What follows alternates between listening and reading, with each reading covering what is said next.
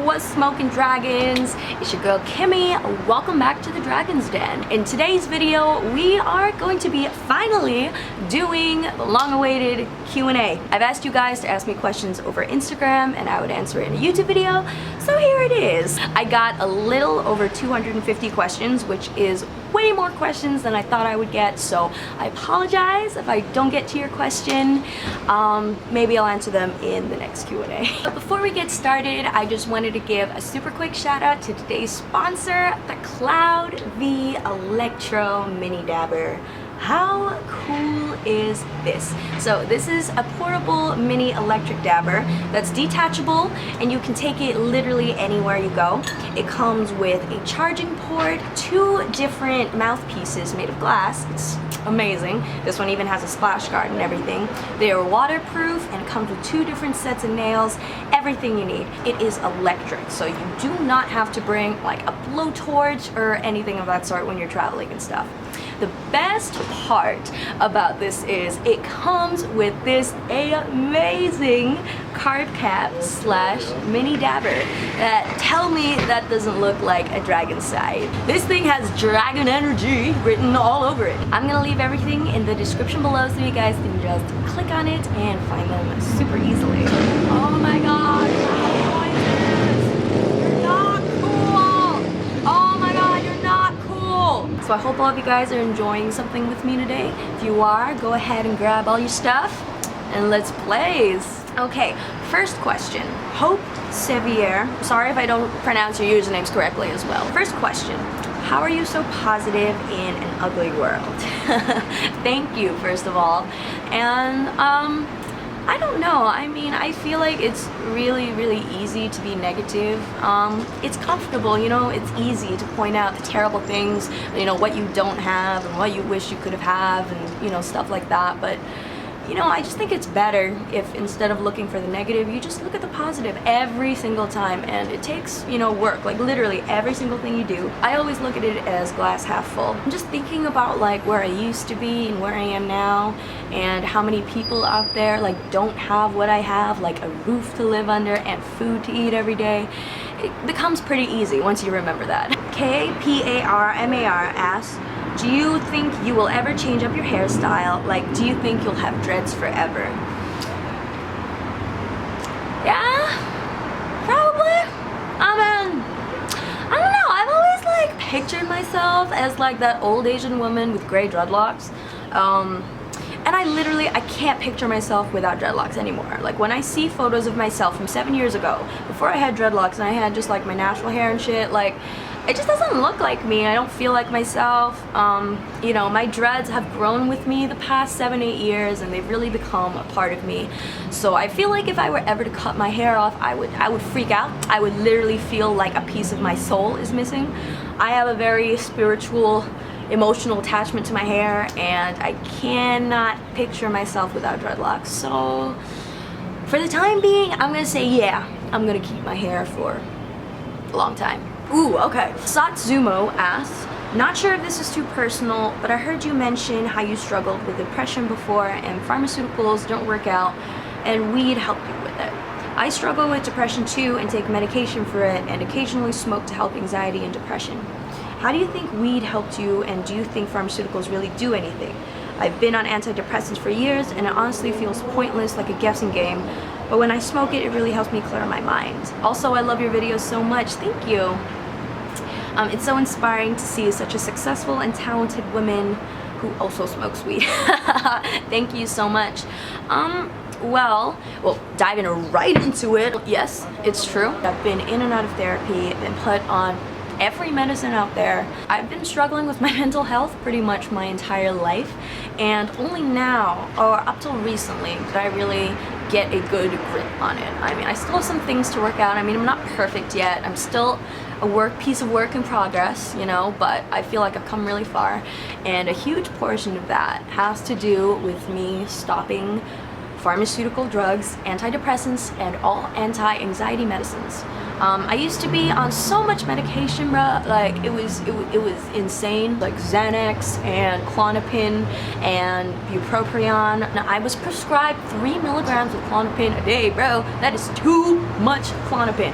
Okay, there's no way any artist can function and stay inspired on 3 milligrams of Klonopin a day plus all this other shit they were giving me. Now I am completely drug-free. I don't take anything. I just get up and live. And it's great. Dude, I'm an artist. Like, I am inspired by life, by living, by seeing things, by feeling things. And when you're on so much medication, you're literally just like a zombie. You're frozen.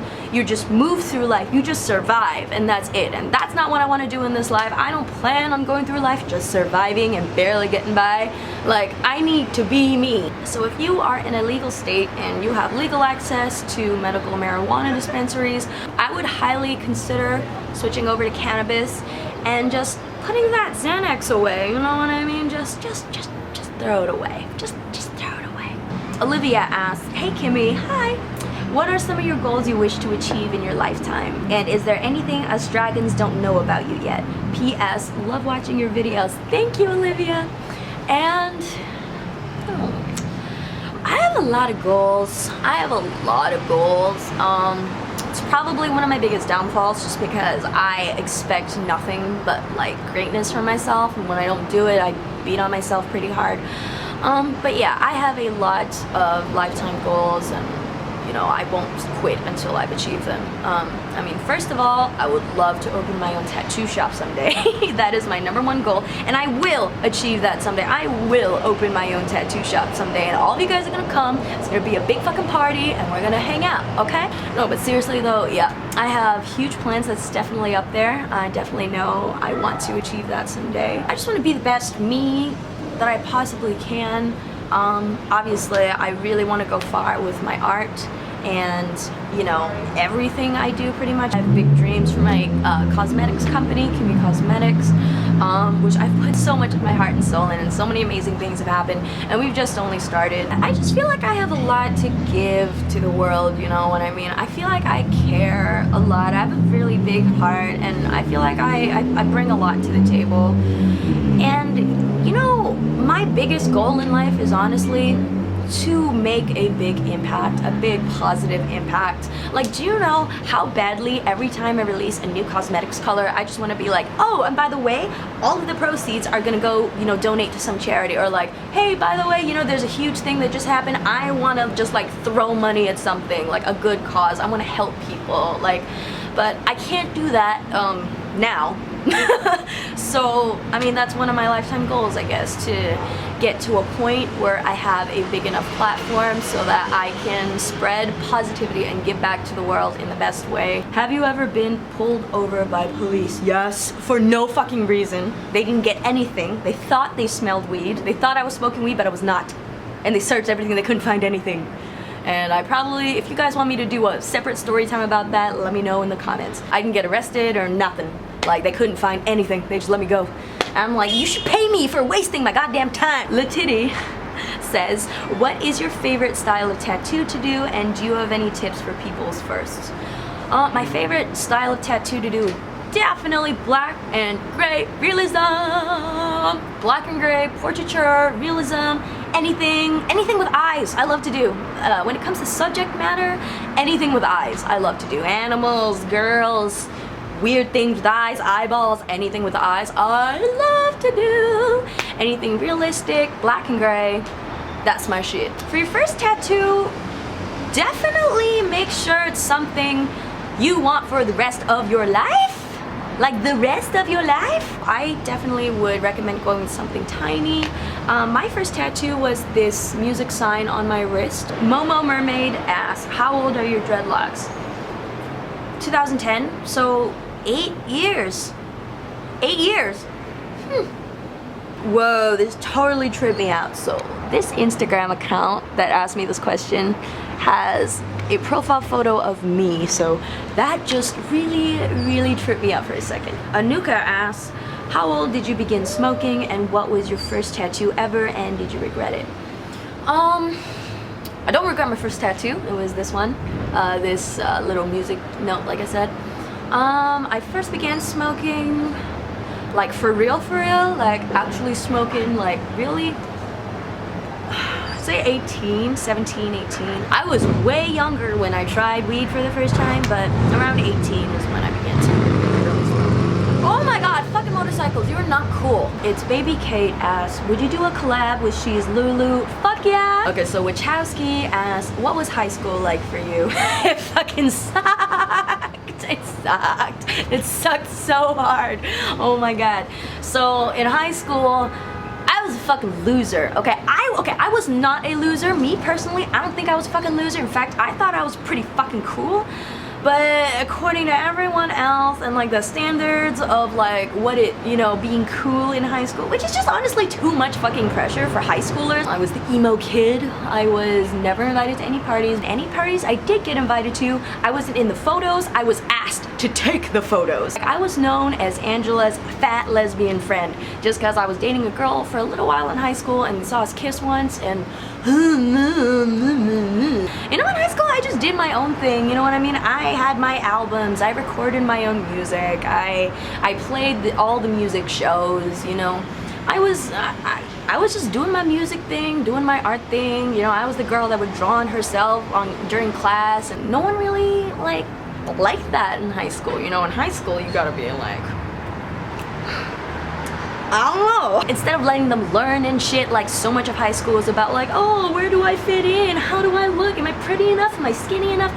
Fuck all of that. High school was the years where I was really starting to create like, you know, my craft, trying to perfect my craft, trying to work on myself, who I am as an artist, as a musician, whatever. I was having so much fun, like just like figuring myself out. I didn't give a fuck about anyone else. I used to be the kind of person that was just like, fuck all y'all that treated me nasty in high school. You can all kiss my ass. I mean, now I'm kind of over it. I'm just kind of like, you know what? I hope all of you motherfuckers from high school are having a good life. Old Soul asked, how did you get your lipstick business going? What is the story behind the idea, putting it together, resources, and so on? So, you're gonna think I'm crazy, but I thought of the idea to start my lipstick company in a dream. I am not shitting you. I love makeup, as you guys know. I've always been like a crazy makeup fanatic, like experimenting with new things, trying out new looks. I especially love lipstick. So I don't know, I really don't know what to tell you. I literally went to sleep one night and I saw my brand in my dream. I saw the logo, I saw the design, I saw the bottle design, I saw, you know, the first ever lipsticks with 24 karat gold in it. Like I just saw it in my head, and the next day I just hit the ground running. I designed my logo, I designed the box logo, I designed instructions, I did endless research, endless research, and I didn't get any sleep for like weeks. I didn't see my boyfriend that much. Like I just, you know, I was just so driven and so motivated. I just did everything I could to just make it happen. So yeah, it began with a dream, and it was cultivated by a lot of endless dedication, hard work, no sleep.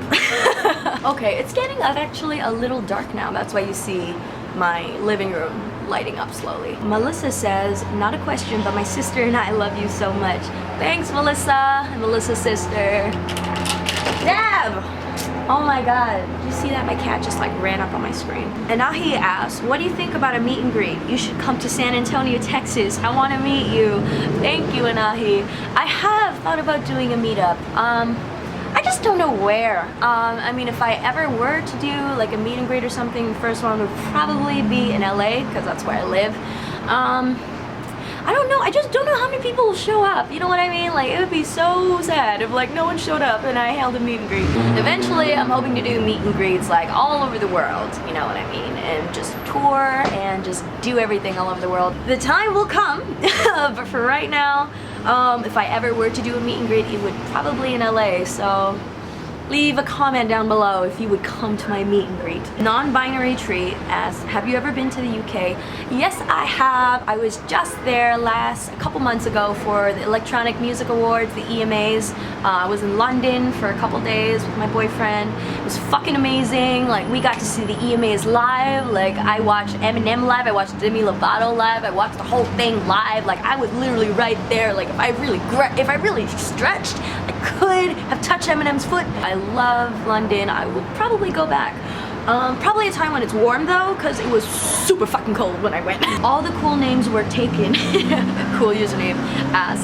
I love you so much. You have no idea how much you've made me come out of my shell. Oh, thank you. Give me a hug. Are you ever gonna travel, like doing a lot of places at once? I live in Zimbabwe, which is in Africa, and would be overjoyed if I get to meet you. Oh my god, like, I love you. First of all, I love you. Like, you're fucking amazing. All of you guys are amazing. And if it was up to me, if I had endless cash flow, I would be going all over the world. But the time will come. For now, probably gonna be in LA for a little while. But if I could, I would so tour the world and meet all of you guys. You guys are fucking amazing. So, virtual hugs, virtual hugs. So Cece asks, how did you start tattooing and do you have any tips? So this is probably my most asked question, and I'm ready to tell you guys a story. Okay, so I started tattooing technically when I was 15, but I didn't really start until afterwards. Back in high school, there was this one tattoo artist that I've looked up to forever. He did all my friends' tattoos, and you know, he lived really close to me, and I would just be amazed all the time at all the work that came out of there. So I just hung out there a lot. At the time too, I was known to be the girl in school who would draw on herself a lot. I would draw on myself, I would draw on my friends. I was just the girl that did body drawings and stuff, and everyone was telling me like, you should be a tattoo artist. I had just left Berklee College of Music and I was really depressed. I'd been wanting to tattoo for a long time. I've always been into it, and I always knew it would be a job I'd be good at. One day, I just, you know, sacked up, walked to the tattoo shop, brought all my art, every single piece of drawing I had, and I was just like, hire me, don't pay me, I don't give a fuck, I just want to learn. And I was willing to do anything it took to learn. And thankfully, he saw my potential and he looked through all my books. He was like, are you sure? You know, because this is not a job that you can just, you know, take up. And I was like, I'm ready, I'll do whatever it takes. Like, he was like, you have to work 12 hours a day, 72 hours a week. I was like, done. And he was like, I can't pay you. And I'm like, done. I don't give a fuck. He kept on saying to me, like, you're so lucky that you're a girl and you can do this. Because at the time, I think it was about 15% of the industry was female. But you know, I ain't give a fuck. I'm good at what I do, so I'm gonna fucking do it. And I really didn't give a fuck. I did not give a single fuck. And eventually got my first job in New York, and now in Hollywood, and here I am. Okay, so I brought a light out over here because it's gotten pretty dark since we started filming. Yeah, dude, I can't believe it was like bright as fuck when we started this video, and now it's like hella dark. Mademoiselle Ileana asks, do you plan to make other variety of makeup such as highlighter or lip glosses and eyeshadows? Hell yes. So with Kimmy Cosmetics, right now we have lip balms and we have lipsticks. But next, I'm really hoping to start launching the liquid lipsticks, obviously highlighters, and eventually I just plan to have everything. But next is probably going to be the liquid lipstick, just keeping it all in the lips for now. But for now, yes, look forward to launching my liquid lipsticks. Bali asked, best tips for an aspiring tattoo artist? Really enjoy your videos and persona. Greetings from Germany. Thank you. Tips for an aspiring tattoo artist. Don't give up. If you are a woman or a woman of color, you know that we do make up less than 20% of the entire industry. Never take anyone's shit unless it's your mentor. People in the industry are gonna try to push you around. People in the industry are gonna try to test you and underestimate you. Keep doing what you love. If you're good at what you do and you're doing what you love, just don't fucking stop it. So yes, tips for aspiring tattoo artists. Well, first, make sure you can draw before you become a tattoo artist. If you cannot draw, don't become a tattoo artist, please. Priv Jacinta asks, how long have you been a tattoo artist for? I started venturing into the whole tattoo world when I was 15. I wanted to finish high school first before I started tattooing. When I was 19, that's when I started tattooing, like, officially. It's been about 4 years now. Greatest choice of my entire life. What is your zodiac sign? Taurus! Bull gang! Last question, because this video is going to be super long and it's getting super dark. So if I didn't get to your question, I promise I'll answer it in the next video, or you know, just ask it again the next time I make a Q&A, and I promise. I'm so sorry I couldn't get to everyone's questions. So my best friend Cassie asked, what is your favorite random piece of trivia? Probably, okay, this is something that my best friend actually told me. So this part of your face, your unibrow, is actually called a glabella. Isn't that cool? Isn't that funny sounding? This is your glabella right here. Okay, I think that is the end of today's Q&A sesh. I hope all of you guys have had a fucking awesome time. Sorry I couldn't smoke in this video. As you know, there's been a lot of shit going on YouTube, and you know, I'm still here, but I'm just gonna be a little more careful. But you know, head over to my Instagram if you want to check out how this baby hits. Once again, thank you so much, Cloud V. Follow me on my Instagram to see how that hits and everything. And while you're at that, you know, follow me and all my other shit. I'm gonna put everything up here. Thank you so much, you guys, for tuning in today. I hope all of you guys have an awesome rest of your night. Keep breathing fire, my little dragons. And until next time, stay high.